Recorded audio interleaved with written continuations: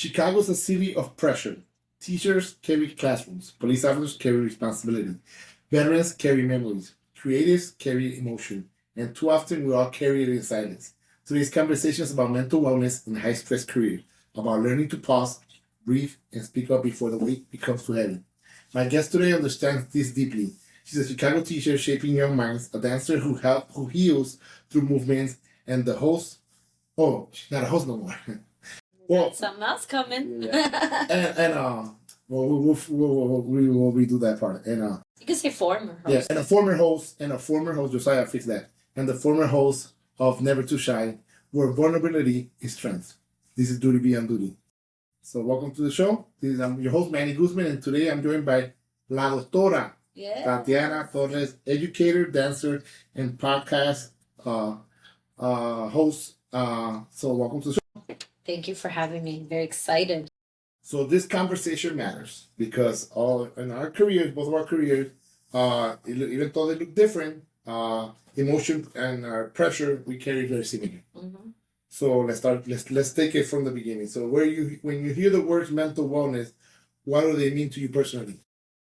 I think of a mirror and I think of a window. So mental wellness is being able to look at yourself and really see who you are and what you're really feeling. And I think in order to feel mentally well, you'll be able to almost be honest with yourself and label what those feelings are and where your state is and recognize that. And a window because you're able to see, like, is this something that is a pattern in my life or people around me? Are other people experiencing what I'm experiencing? So I think mental wellness is being able to be honest with yourself, be honest with your others, and be willing to get whatever assistance or resources or help you need to feel better and feel like you're doing whatever you can to be the better version of yourself mentally. Great. So was mental health something that was openly discussed for you growing up? I don't, that's a great question. Nobody's ever asked me that. I feel like it wasn't directly taught to me, but I think my family, we've been through different hardships in life, and I think everybody handled things differently. And you learn through the models in your life as you're a child. You see how people deal with great situations, not so great situations, and from there you almost become a sponge as a child. Yeah. And you take on all the ways they handle emotion and stress. And so it was not directly taught to me, but I think through actions of my family and the adults around me, I learned ways to cope. Someone's like, for me it was different, like young awful kid, 70s kid, wanted to join the army right away, even thought he wasn't pushed to become a soldier, and then dealt with all the hardships, death, being in combat and seeing stuff, and then to deal with death, with my own kids, like nobody taught me, nobody teaches you how to cope, right, with a death, and then later losing another one, so I have learned, to know myself, like, well, I'm trying to teach, I'm trying to do that with the podcast, and I'm trying to tell people, it's not to staying quiet, holding it in, it's not gonna help you. Right. You gotta speak up. You gotta talk. You gotta let it out. You gotta scream. You gotta yell. You gotta let that. You gotta cry. There's nothing wrong with crying and letting it out. Because I do. I cry every day when I drive. I think of my kid. I hear a song. It reminds me. I see my kids growing up, and I'm like, oh man, what if little Manny would have been here? Like now doing the podcast, also like, oh, I wish they were here to hear these stories, because it probably will impact them in a different way. So when did you realize mental wellness wasn't optional? It was necessary. I think just as you get older and you're balancing so many responsibilities as far as like professionally, and then wanting to do right by other people, I feel like hurt people. So if you want to do well by others, you need to make sure you're well within. And so for me, it's just dealing with stress of balancing so many things. I needed to find outlets that make me happy, and that's dance was one of them for me. I have many hobbies, but dance is primarily one of them. And I think that's when I knew, okay, you can't just check things off of a list professionally and think you're going to be happy there. You need to do things that make you happy internally so you could do well in all those other avenues. Teachers just don't teach lessons. They absorb energy, trauma, and emotion. So what are the parts of teaching that people don't see? I think you form a bond with your students. And so you don't really know what you're going to get some days. Some days you're like the nurse and they're like, Missy, I'm not really feeling well. Like, do I feel high? You know, this. And then you have other days where a student is like completely heartbroken because they just got broken up with. And you have to be able to have that like human conversation of like, what does heartbreak look like in the eyes of a 16-year-old? And how can you help them navigate these feelings? But also, you know, kind of give them that, like, I promise you, you may not believe me, but it's going to get better, right? You're 16, there's so much ahead of you. And then you have the really hard ones that, unfortunately, I've experienced is where your students are killed or they pass away due to sickness. And so I've experienced, you know, a student who had a brain tumor, and then he passed. And then I've had experiences where my students were shot in the head and killed in the drive-by or shot while he was working at Burger King just a few months ago. So nobody prepares you for that. There's not a class to say, here's how you navigate getting really close to your students and then seeing how their traumas or their lives or the gang violence in the streets affect them or their own like family conflicts. You know, there have been situations where maybe I could tell that a lot of the students are not coming from really healthy homes and the parents are not actively there or in care. And so nobody prepares you for that. And I think when people think of teaching, they think of like Mr. Rogers or like Miss Rachel, where it's like, everything's happy and we're going to show you how to be happy because we love learning. And so I think it's just understanding how to navigate.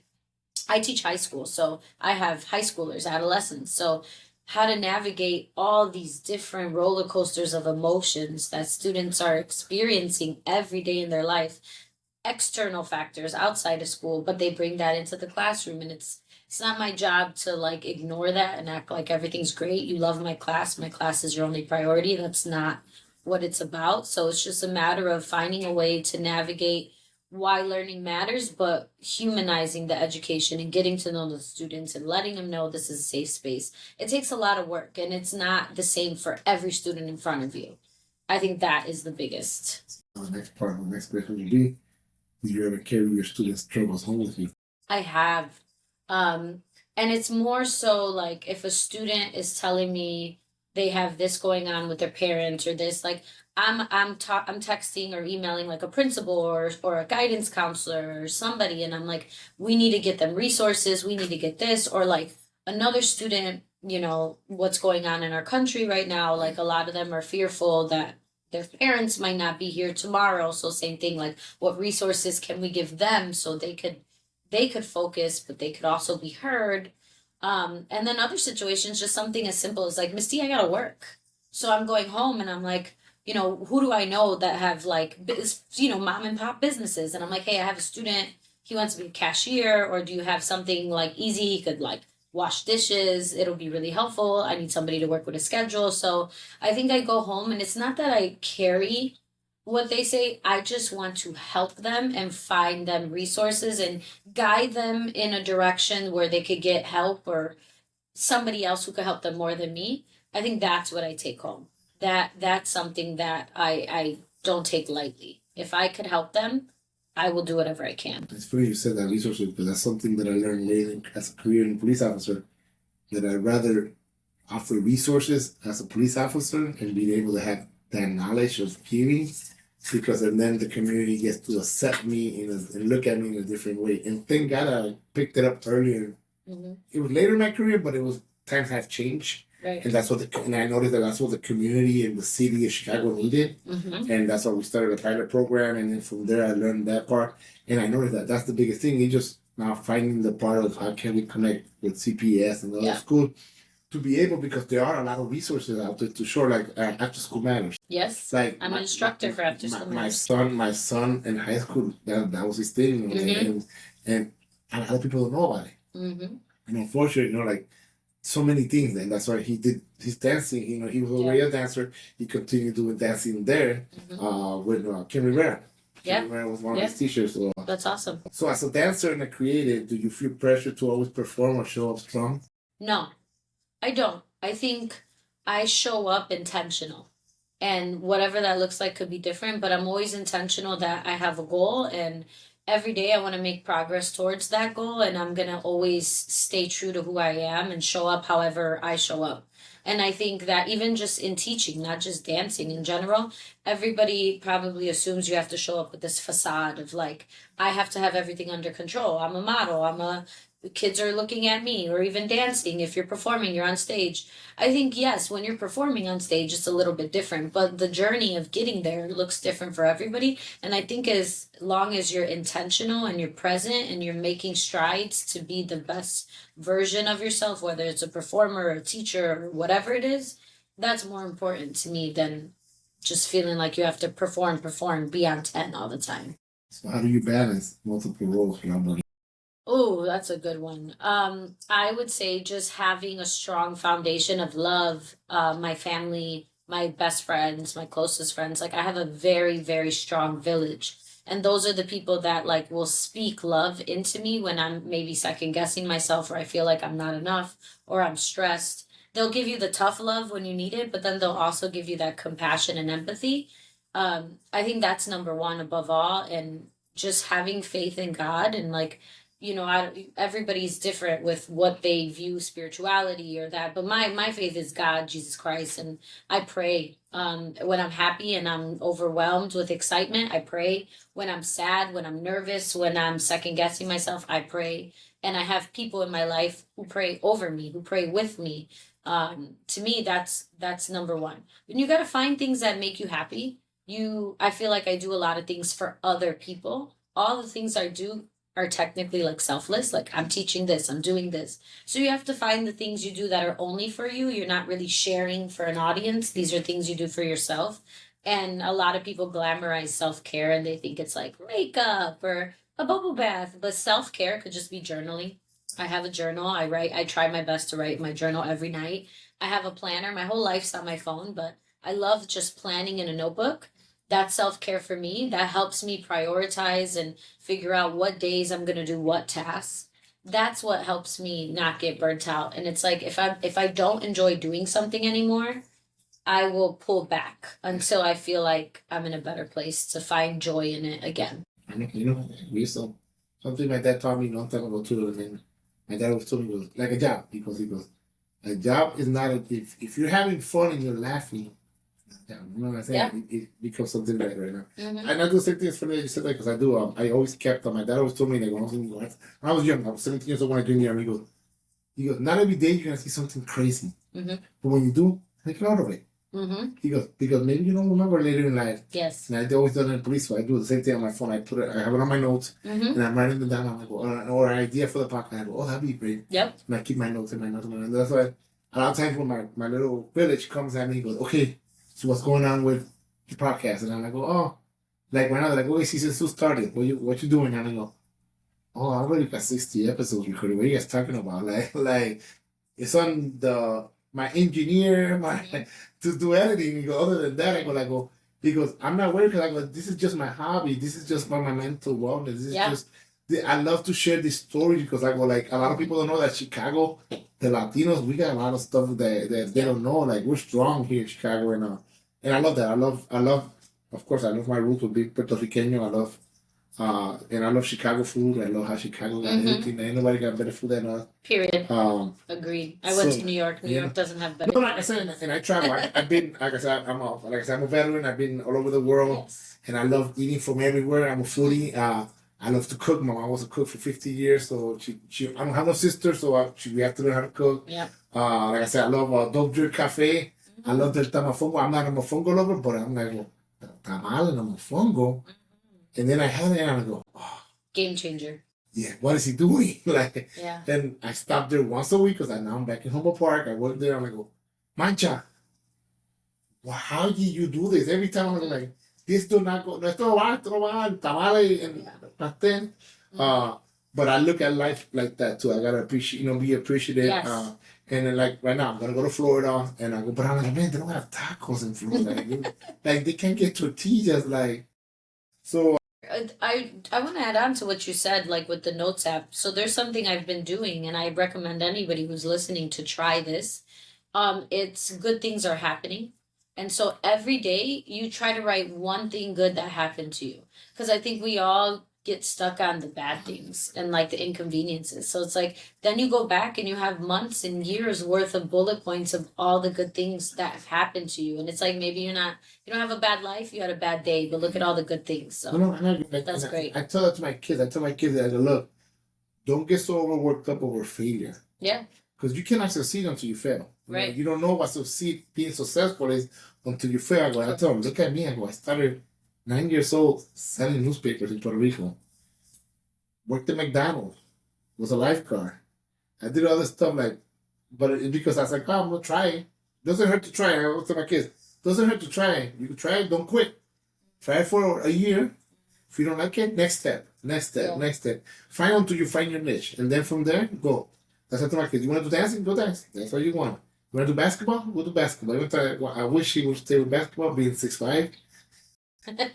But I had hopes for Duke, but he wants to teach music, but I know. See, like that, I know.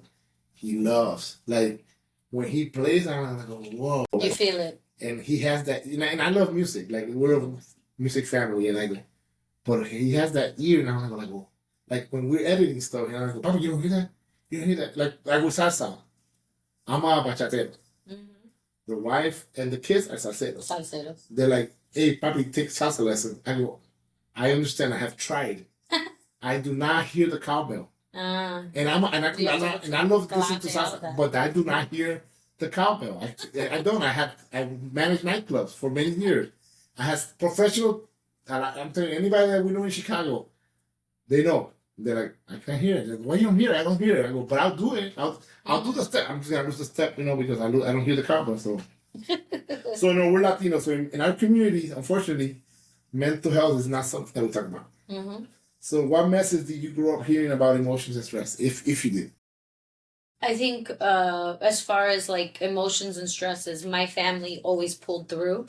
No, whether it was crying one day or like overworking another day, but we always pulled through because we had each other. So it was almost like don't allow your emotions to get the best of you. When you have people here, you're not alone. We could all get through this together. I think that was the message I got growing up. But again, never a specific conversation of this is exactly how you deal with it. Step 1, step 2, step 3. But I would say like my grandma's very good at being just very rational and just not overreacting and just trying to stay calm. Where my mom is super emotional and she has a hard time staying calm. So I've seen both sides and I've learned how to navigate it on my own through both. But I agree. I think Latinos don't necessarily, they're not the ones to talk about therapy, that's for sure. I know, and I try to talk to, I remember my mom, she was like 27, 28 years ago, that's when my daughter, my oldest daughter died. And to this day, I try to have this conversation with my mother. I go, hey, Mom, why you didn't send me to therapy? Mm-hmm. I was away in the military. Like, why you didn't at least guide me to that? Just to know, just because I go like I try to do with my son. Like, I see it. I'm like, okay, he's depressed. And I ask him, why are you depressed? He goes, Papi, I miss my brother. Mm-hmm. The police department has EAP. Call this number. They have it for family members. Call them. They will help you. I can't help you because I'm also coping with it. Right. But they could help you. They could guide you a little bit better. And then, if anything, let's sit down together and let's talk about it. Because remember, I'm also in pain. Mm-hmm. I understand. I go, it's different. You lost your brother, your best friend. I lost my son. Mm-hmm. Like, I lost my oldest. I lost my junior. I lost somebody that I was hoping I could guide him through his future. Mm-hmm. And now I got to make sure that I'm there. I got to be your tree. I got to be your bear. I got to make sure you're okay. Yeah. And okay, Bobby, I understand. And he's doing good, but I know there's days. Of course. And that's what the people like that don't understand when it comes to death. I say, like, people think that, oh, él está bien. He's okay. Right. No, we're always mourning. We're always, especially when it comes to a kid. Yeah. So let's talk about real tools. So what helps you decompress after a heavy day? And I think you mentioned dancing. Yeah. So I haven't actually danced professionally on a stage or on a team in almost 2 years. So I've had to find other ways. And my number one answer is actually very funny because nobody would think of this, but I love watching General Hospital. I love watching General Hospital. For some reason, just watching TV, especially if I could watch it with my mom, like that to me, that's like my ultimate way to decompress. Just watching a TV show, something that I grew up watching. It's almost like a generational TV show. So if I ever have children, I'm sure General Hospital will probably be around. It's been around forever. I just find like comfort in being with family and those I love, doing something where we don't need to be on our phones. We don't really need to talk. We're just there. For me, that's how I decompress. And then obviously I started to go to the gym a little bit more because again, when I was finishing my dissertation, I'm always on my computer sitting. And so I needed more movement in my life. So if I wasn't dancing, the only dancing I was really doing was just teaching Latinos Juntos. And then like I would take some classes at Latin Rhythms with George. Shout out to George. I love cha-cha. So anything to move my body, I felt good. So right now I've been going to the gym. Once my schedule gets a little better, I want to go back to classes again because I really enjoyed that. But you got to move your body, whatever that looks like, even if it's stretching. Moving your body is number one to help put your mind at ease, actually. So do you set boundaries to protect your mental space? I do now. I think before I wanted to just make everybody happy and I just wanted to show up for everybody. And I learned that, some people, if they truly love you, they'll understand that right now you can't give them everything you normally could, and it's okay. And I think just my boundaries have been like, I need alone time right now. Like my phone's on do not disturb, like don't disturb me. Or I really need to lock in, I need to finish a chapter. That's been my whole life, like not my whole life, but like the last year, finishing my dissertation. Phone on do not disturb, like nobody call me unless it's an emergency, like I just need to lock in and do work, whether I'm going to like a library, a Panera, or a coffee shop, but I need to find that space to tune out everybody and anybody and do what I have to do. And then I'll feel good. I'll feel accomplished. Then I can show up for whoever after that. But you have to. And like just same thing. If people are not really bringing the best energy in my life, I separated myself from them. No bad blood. I just didn't. If you didn't need to be in my inner circle for a specific reason, you're no longer in my inner circle. Unfortunately, that's life. That's life. After a while, I try to teach that to my kid because they look at it and go, my younger kids, they're like, well, Papi, how many of your high school friends are you still close with? I go, man, you can't figure it out right now? One. Yeah. Like one. People grow, you grow each other, you grow each other. You go different ways, unfortunately, I wish my 4 best friends from high school were still best friends, but sometimes it's life. Some of them have kids, some of them don't, And even though I still have some that don't have kids, right. So I'm going to Florida in 2 weeks because it's his birthday, St. Patty's Day. Oh, nice. More than 2 weeks, but I'm not good at math. me neither. So, but I thought about it. I'm like, oh man, it's St. Patty's Day. I have to celebrate his birthday. Let me ask him. And then, of course, he's like, hey, are you doing something for your birthday weekend? I go, no, I go, okay, well, I think we're coming the whole weekend. Oh, I work Friday, Saturday. I go, okay, well, it's Disney. I go to Epcot and drink, and he's like, oh, okay, I got that too. I'll meet you there then. I go, so we do that. So expression, again, is healing. So how has creativity helped you heal or grow? Oh, I think one, I love storytelling and dance. Like that's number one. And so anytime I have certain emotions, I've choreographed based on that, whether it was a song choice or whatever. And I think I did that. I've been teaching dance for Latinos Juntos for 10 years. So a lot of the beginning routines I did were based on like how I felt. But I shifted that, I want to say like 5 years ago, where I went based off of my students' vibes, where they were at, where are their emotions taking them, what are their stories, what stories do they enjoy, and how can we bring that to life? So I would say it's a culmination of like creativity on what can I do to help the students get their stories out there, and that creativity alone just makes me feel really good. But in the past, I was definitely like, if I was heartbroken, we did a routine that was very much that. And then when I was in a really good spot and I was just so happy, and one summer I was in Colombia, I was in Puerto Rico, like every 2 weeks, the whole summer I was never in Chicago. That was 10 years ago, 2016. And I feel like when I came back and choreographed, it was just like so much fun, so much flavor in my dancing. And so I think you just take your opportunities in life to get creative and make it look like whatever that looks like for you. And for me, it was like choreographing dance and hosting events, now the podcast, and just turning that into stories that don't really end, right? Like this podcast, you have it. It's going to always be here. People will always be able to hear your story. And this is a creative outlet for you. So let's speak directly to the people listening. So what message do you have for educators who feel overwhelmed? My message is you're human. Listen to your body more than you listen to anybody else in the world. Your body will tell you if you're starting to feel burnt out. Your body will tell you if you're feeling good. You don't have to be Mr. Rogers. You don't have to be Miss Rachel. You do have to be honest with yourself and do whatever you can to I don't want to say stabilize your emotions, but experience what you need to experience, be honest, and do whatever you have to do to be a good teacher. What that looks like for everybody is different. And I think you have to be student centered when you're in that classroom because you are not the main character, your students really are. But what do you need to do to be the best version of yourself for them? Is that something you need to do outside the classroom, before work, after work? But find out what you need to do for yourself in order to serve the students the way they should be served. So what would you tell women who feel unheard or stressed thin? Oh, what would I tell women? I would say you are enough. You could stretch as far as you could stretch because you're a woman and you're capable of doing whatever you set your mind to. If you need to pull back, don't feel bad for pulling back. And don't feel guilty or ashamed if you're a woman who just has a lot going on. It's okay. Follow your heart. Do what makes you feel right. There's no manual to life of what it means to be a woman. Be a good person. Follow your heart. And just do what's best for you and your family if you have a family, but ultimately you. They say happy wife, happy life. Like, I just feel like if you're just a happy woman or a happy person and you're doing what you feel is right in your heart, I think you just let all pressure go out the window.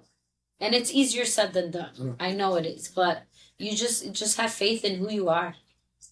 So what's next for you in teaching, dance, and podcasting? So I am now Dr. Torres, so that's very exciting. I get to do more work with like after school programs. Within my school, I'm taking on a little bit more like teacher leadership.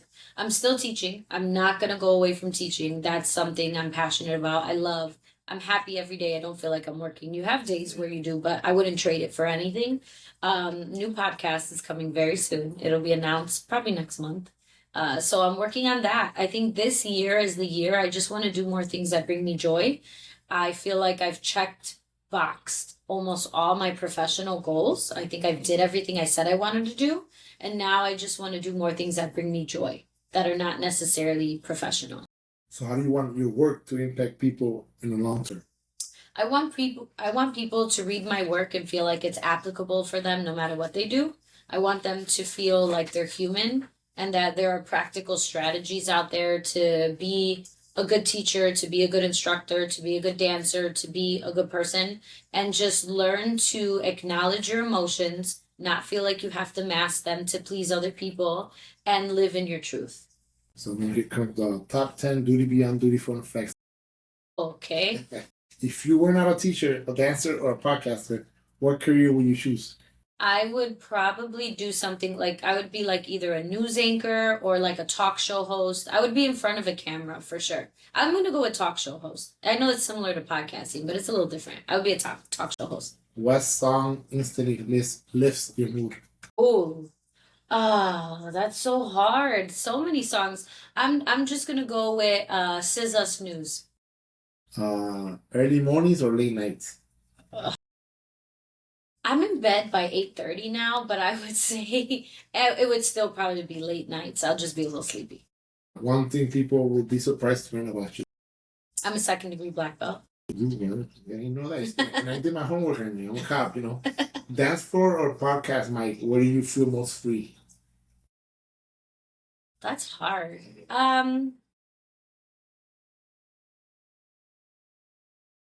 Oh, that's so hard. I feel both. I guess I'm gonna say dance floor only because you don't have to say one word. It's just all in the body. It's embodied. It's movement. So I'm gonna go with dance floor. Expression. It's universal. Whoever's looking at it is everybody's taking it differently. Yeah. your go-to self-care move when stress hits? If it's not watching General Hospital, it's a nice warm bubble bath. A coffee or tea, and how many cups a day? Coffee, I would say 2, sometimes 3, but for sure about 2. And who inspires you right now? The women in my life. My grandma, my mom, them, both of them, always. One life lesson you wish you learned sooner? That it is okay to step away from people the minute you feel like they're shady. And I ask everybody this question, what does duty beyond duty mean to you? It means that I'm doing what's for the better of the good for others beyond my 9 to 5. It never turns off. So, okay, before we wrap up, I want to give you the floor. Where can people find you on social media, your podcast, or anywhere else? And there are any upcoming projects, collaborations, or things you're working on that you'd like to share with this audience? So you could follow me on Instagram at Talk with Dati. Same thing with TikTok, Talk with Dati. Something very exciting is coming up. I do have another podcast coming up. It's going to be a little different from Never Too Shy. Still very vulnerable, very real, very fun. I have somebody that is going to be co-hosting it with me. I'm very excited about that. That'll be dropping in like a month. So stay tuned for that. So today's conversation is a reminder that strength isn't silence. Teachers, police officers, veterans, creatives, we all carry weight, and mental wellness isn't a weakness, it's a survival. Tatiana, thank you for honesty, your voice, and your heart. To everyone listening, check on yourself the same way you check on others. Your mental health is a part of your duty beyond duty. I'm Manny Guzman. Until next time, stay grounded, stay present, and stay true. Peace. Vamos a ver. Always the key part is replace. Yeah.